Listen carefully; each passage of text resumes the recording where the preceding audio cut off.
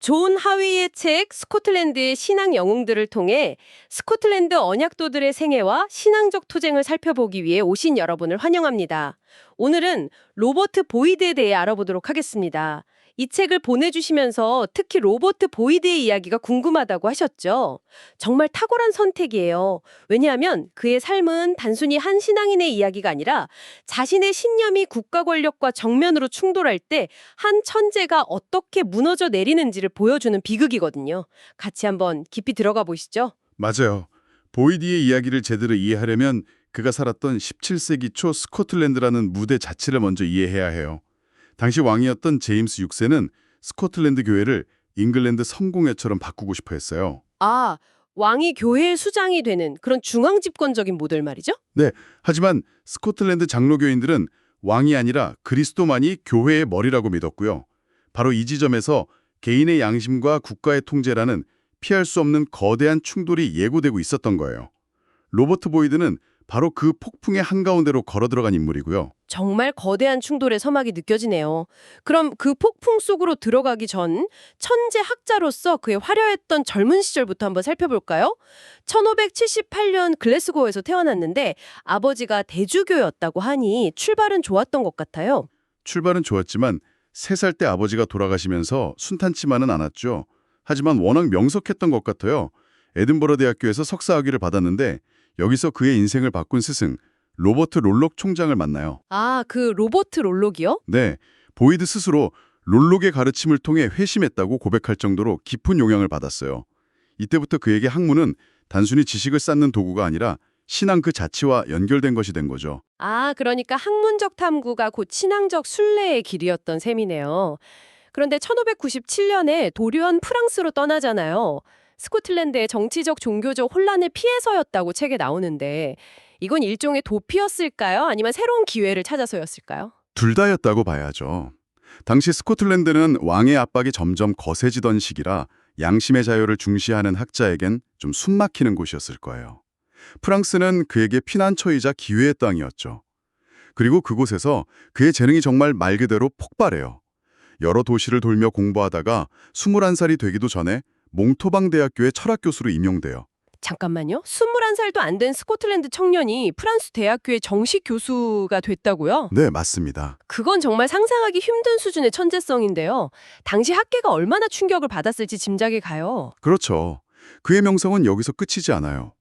이후에는 목회자로 부름을 받아 베르틸 교회에서 사역하다가 당대 최고의 개신교 신학교 중 하나였던 소뮤르 대학교에서 신학 교수와 목사를 겸하게 돼요. 학문적 깊이와 목회적 역량을 모두 인정받은 거네요. 네, 그곳에서 가정도 꾸리고 이제 프랑스에 완전히 정착해서 안정적인 삶을 살 계획까지 세웠어요.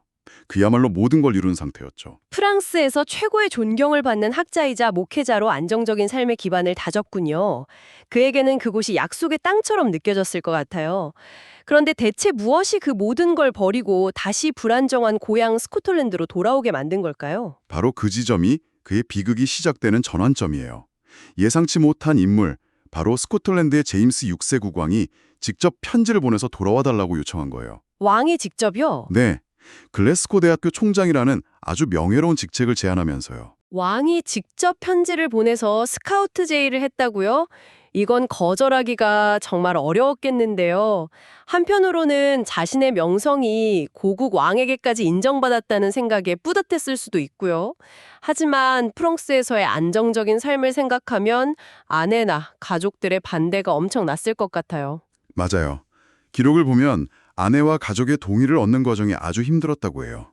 하지만 결국 왕의 부름을 거절할 수는 없었겠죠.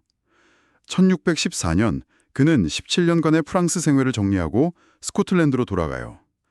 그가 떠날 때 소뮤르 대학과 교회가 은쟁반을 포함한 아주 값비싼 선물들과 함께 성대한 환송식을 열어줬다는 기록이 있는데 이걸 보면 그가 프랑스에서 얼마나 사랑받고 존경받았는지 알 수 있죠. 영광스러운 귀환이었네요. 하지만 왠지 모르게 불안한데요. 스코틀랜드의 상황은 그가 떠날 때보다 더 나빠졌으면 나빠졌지 좋아지진 않았을 텐데요. 그를 기다리고 있던 건 과연 왕이 약속한 명예였을까요? 아니면 그가 피해 떠났던 갈등이었을까요? 정확히 보셨어요. 그를 기다리고 있던 건 퍼스 5개 조항이라는 거대한 암초였어요. 아, 그 유명한 조항이요. 네. 그가 돌아오고 4년 뒤인 1618년에 통과된 이 법안은 사실상 스코틀랜드 장로교회를 잉글랜드 성공회식으로 바꾸려는 시도였죠. 예를 들면 성찬을 받을 때 무릎을 꿇으라는 조항 같은 것들이요. 무릎 꿇는 게 뭐 그리 대수라고 그걸 가지고 그렇게까지 싸웠을까 싶기도 해요. 오늘날 우리 관점에서 보면 사소한 의식의 차이 정도로 보이거든요. 바로 그 지점이 핵심이에요. 우리에겐 작은 디테일처럼 보이지만 보이드와 같은 언약도들에게 이건 신앙의 본질이 걸린 문제였어요.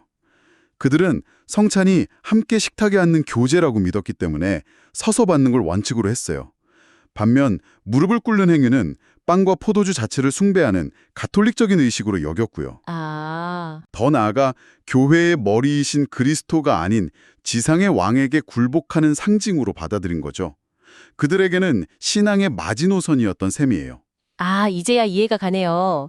단순한 자세의 문제가 아니라 신학적 정체성과 정치적 저항의 의미가 모두 담겨 있었던 거군요. 그럼 왕의 부름을 받고 돌아온 보이드는 이 퍼스 조항에 대해 어떤 입장을 취했나요? 글래스고 대학 총장으로서 왕의 정책을 따라야 하는 위치였잖아요. 처음에는 어떻게든 중립을 지키며 감독들과도 원만하게 지내려고 노력했어요. 하지만 그의 양심이 그걸 허락하지 않았죠. 특히 퍼스 조항에 완강히 반대하던 지도자 로버트 브루스와 교류하면서 결국 왕의 정책에 따르지 않는 비국교도로 낙인 찍히게 돼요. 비국교도로 낙인 찍힌다는 게 구체적으로 어떤 의미인가요? 그냥 저 사람은 우리랑 생각이 좀 다르네? 이 정도 수준은 아니었을 것 같은데요. 전혀 아니죠. 오늘날처럼 사상의 자유가 있던 시대가 아니니까요. 비국교도라는 낙인은 국가가 정한 교회를 따르지 않는 반체제 인사, 즉 왕의 정책에 반대하는 잠재적 반역자라는 의미였어요. 와, 모든 공직에서 쫓겨나는 건 물론이고 언제든 투옥되거나 추방될 수 있는 위험한 신분이었죠. 그의 화려했던 경력이 순식간에 끝장날 수 있는 상황에 처한 거예요. 모든 걸 버리고 돌아온 고국에서 반역자로 몰릴 위기에 처하다니 정말 아이러니하네요. 결국 갈등이 터질 수밖에 없는 상황으로 치닫고 있었군요. 네. 그리고 그 갈등이 폭발하는 결정적인 사건이 일어나요. 글래스고 대학교 성찬식에서 대주교가 학생들에게 퍼스 조항에 따라 무릎을 꿇으라고 강요한 거예요. 학생들이 가만히 있지 않았겠네요. 당연히 반발하며 그냥 나가버렸죠. 이 소식을 들은 총장 보이드는 분노해서 대주교를 찾아가요. 그리고 이렇게 쏘아붙였다고 합니다. 주의 성찬상이 마치 당신 집 식탁인 것처럼 행동하는군요. 와, 이건 대주교에게 정면으로 선전포고를 한 거나 마찬가지네요. 총장으로서 학생들을 보호하려 했던 걸까요? 아니면 더 이상 양심을 속일 수 없었던 걸까요? 결과가 어땠을지 불보듯 뻔한데요. 맞아요. 이 일로 대주교와 완전히 적이 된 그는 결국 총장직을 사임할 수밖에 없었어요. 표면적으로는 건강 문제나 학생들을 체벌하는 것에 대한 부담감 같은 이유를 댔지만 본질은 퍼스 조항을 받아들일 수 없다는 신앙 양심 때문이었죠.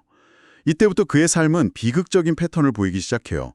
그의 명성 때문에 다른 곳에서 그를 부르지만 그의 신념 때문에 또다시 쫓겨나는 패턴이 반복되는 거죠. 안타까운 패턴이네요. 학문적 능력은 모두가 탐내지만 그의 꺾이지 않는 신념은 아무도 감당하지 못하는 상황이군요. 실제로 에든버러 대학교 총장으로 갔을 때도 똑같은 일이 반복되었다고요? 네, 1622년에 에든버러 대학교 총장으로 부임했을 때 그의 강의를 들으려고 사람들이 구름대처럼 몰려들었어요. 그러자 왕의 정책에 순응하며 안주하던 다른 목사들이 그의 인기를 시기하고 위협을 느낀 거죠.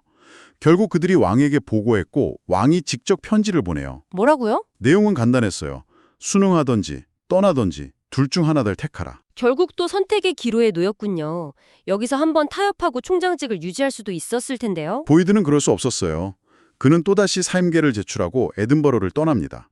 여기서 우리가 봐야 할 건 왕을 포함한 권력자들이 보이드의 탁월함을 누구보다 잘 알면서도 그의 불순응만큼은 절대로 용납하지 못했다는 점이에요. 아, 그들에게는 체제 안정을 위협하는 개인의 양심이 뛰어난 학자의 재능보다 훨씬 더 위험하게 보였던 거죠. 계속되는 압박 속에서 아무리 강한 신념을 가진 사람이라도 흔들릴 수밖에 없을 것 같아요. 보이드도 인간인데 혹시 잠시나마 타협을 생각했던 순간은 없었을까요? 바로 그 점이 그의 이야기를 더욱 인간적으로 만들어요. 계속되는 좌절 속에서 그도 무너지는 순간이 와요. 1624년 글래스고로 돌아가서 다시 일하고 싶은 마음에 감독의 권위를 일부 인정한다는 내용의 문서에 서명을 하고 말아요. 아, 어떻게든 자신의 재능을 다시 주를 위해 쓰고 싶다는 열망과 주변 친구들의 권유가 그를 흔들었던 거죠. 아, 결국 한 번은 타협을 한 거군요. 그 선택으로 다시 강단에 설 수 있게 되었나요? 비극은 여기서부터 시작돼요. 그는 서명을 하자마자 극심한 양심의 가책에 시달렸어요. 곧바로 대주교를 찾아가 눈물로 애원하며 문서를 돌려달라고 했지만 대주교는 비웃으며 이미 왕에게 보냈다고 거절하죠. 너무하네요. 그의 적들은 이 문서를 고봐라, 비국세도 지도자도 결국 굴복하지 않았느냐라며 다른 사람들을 압박하는 수단으로 악용했어요. 결국 그의 복귀는 무산되었고 신념을 저버렸다는 자기 혐오와 동지들을 실망시켰다는 죄책감만 깊은 상처로 남게 된 거죠. 이 일은 그의 평생 가장 후회하는 일이 되었다고 해요. 와, 그건 정말 끔찍한 경험이네요. 외부의 박해보다 자기 자신에 대한 실망이 사람을 더 깊이 파괴할 수 있다는 걸 보여주는 것 같아요. 그의 마지막은 어땠나요? 이 상처를 딛고 일어설 수 있었을까요? 그의 마지막 시도는 더욱 비극적이에요. 1625년 페이즐이라는 작은 교회의 목사로 부임하지만 그를 반대하는 지역 귀족 세력이 온갖 방법으로 그를 괴롭혔어요. 그가 교회에서 설교하는 동안 집에 몰래 들어가 책과 가구를 부수는 건 예사였고 나중에는 마을 여자들을 선동해서 그가 길을 지날 때마다 흙과 돌을 던지게 했어요. 한때 유럽 최고의 지성이었던 사람에게 돌을 던지며 마을에서 쫓아냈다니 정말 잔인하네요. 인간의 존엄성을 완전히 짓밟는 행위잖아요. 네, 이 끊임없는 박해와 모욕은 이미 쇠약해질 대로 쇠약해진 그의 몸과 마음을 완전히 무너뜨렸어요. 그는 결국 모든 것을 포기하고 얼마 지나지 않아 병세가 급격히 악화되어 1627년 1월 5일 49이라는 너무 이른 나이에 세상을 떠나고 맙니다. 참, 할 말을 잃게 만드네요. 로버트 보이드, 당대 최고의 지성과 신앙을 모두 가졌지만 결국 시대의 폭력과 불관용 앞에 쓰러져간 한 천재의 이야기군요. 그의 삶은 신앙의 자유라는 가치가 권력과 부딪힐 때 한 개인이 얼마나 처참하게 부서질 수 있는지를 너무나 생생하게 보여주는 것 같아요. 맞아요. 그에게는 타협하고 안정을 찾을 기회가 분명 여러 번 있었어요. 하지만 그는 결국 자신의 양심을 끝까지 속이지 못했죠. 물론 그 과정에서 잠시 흔들리고 평생 후회할 선택을 하기도 했고요. 네. 그래서 그의 이야기가 완벽한 영웅서사가 아니라 신념과 연약함 사이에서 고뇌했던 한 인간의 이야기로 더 깊은 울림을 주는 것 같아요. 로버트 보이드의 삶을 함께 따라가 보면서 당신에게 이런 질문을 던져보고 싶어졌어요. 당신이 인생에서 절대 타협할 수 없다고 믿는 가치는 무엇인가요? 그리고 그 가치를 지키기 위해서라면 어디까지 불편함과 손해를 감수할 수 있을까요?